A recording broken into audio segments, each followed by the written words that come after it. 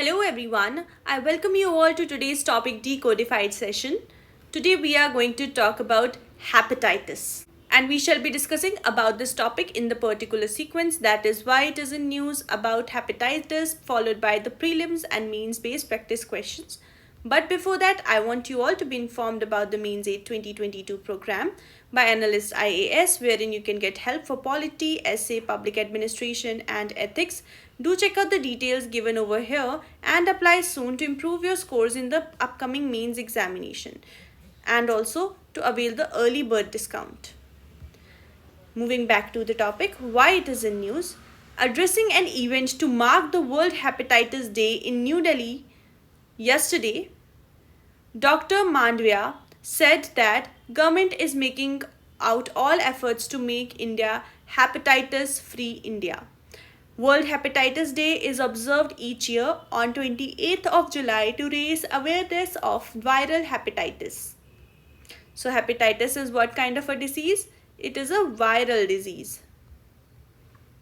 Let's know more about hepatitis. The word hepatitis refers to any inflammation of the liver, the irritation or swelling of the liver cells from any cause. It can be acute inflammation of the liver that presents with sickness, jaundice, fever, vomiting, or chronic inflammation of the liver that lasts more than 6 months but essentially showing no symptoms. Now there are kinds of hepatitis. So let's look at hepatitis A first. Hepatitis A is the result of an infection with the hepatitis A virus, HAV. This type of hepatitis is an acute short-term disease. Hepatitis B, the hepatitis B virus, HBV, causes hepatitis B. This is often an ongoing chronic condition. Hepatitis C comes from the hepatitis C virus. So it will be abbreviated as HCV. HCV is amongst the most common blood-borne viral infections in the United States and typically presents as a long-term condition. Then comes in hepatitis D, which is a rare form of hepatitis that only occurs in conjunction with hepatitis B infection. The hepatitis D virus, HDV, causes liver inflammation like other strains, but a person cannot contract HDV without an existing hepatitis B infection. And that's why hepatitis B vaccine always works for the immunization or prevention of hepatitis D as well, right? Then there is hepatitis E. Hepatitis E is a waterborne disease that results from exposure to the hepatitis E virus, HEV. Hepatitis E is mainly found in areas with poor sanitation and typically results from ingesting fecal matter that contaminates the water supply. Now you can check out this table. I have already discussed quite a lot of details with you regarding all these 5 types of strains of hepatitis, and you can use this table to revise the same for yourself. Here not just transmission but prevention and treatment has also been given.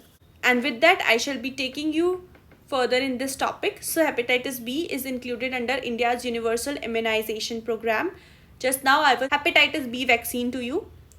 So Universal Immunization Program of India covers hepatitis B vaccine, which provides free of cost vaccination against 11 excluding hepatitis B vaccine preventable diseases, that is tuberculosis, diphtheria, pertussis, tetanus, polio, pneumonia, meningitis due to Haemophilus influenza type B, measles, rubella, Japanese encephalitis and rotavirus diarrhea. Bangladesh, Bhutan, Nepal, Thailand became the first 4 countries in the World Health Organization Southeast Asia region to have successfully controlled hepatitis B. Recently, an automated coronavirus testing device named Cobas 6800 was launched, which can also detect viral hepatitis B and C amongst others.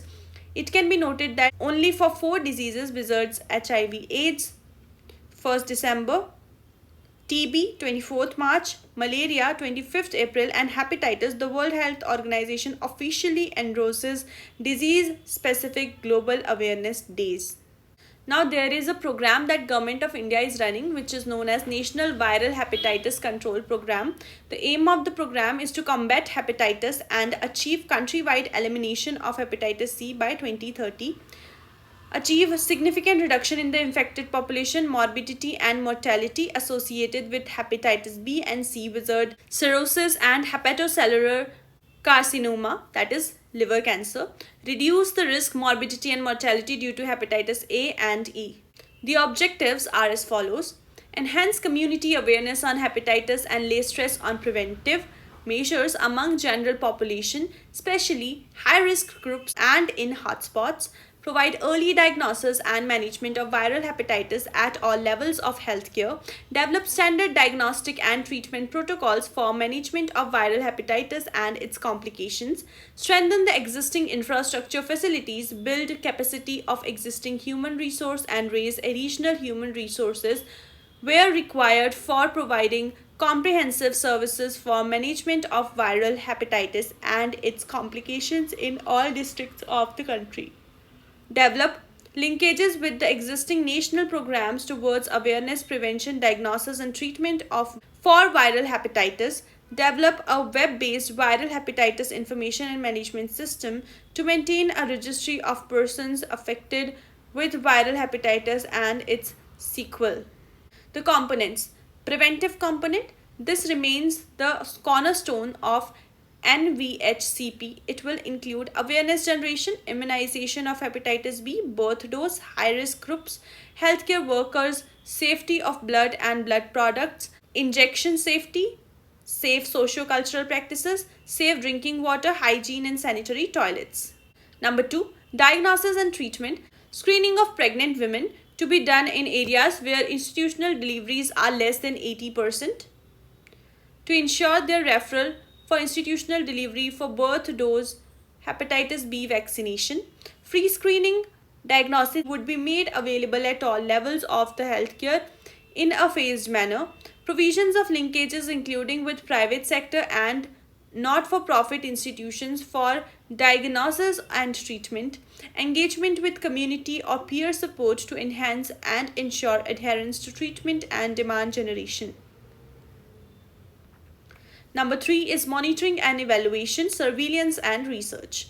Effective linkages to the surveillance system would be established and operational research would be undertaken through Department of Health Research, DHR. Standardized M&E framework would be developed and an online web-based system established.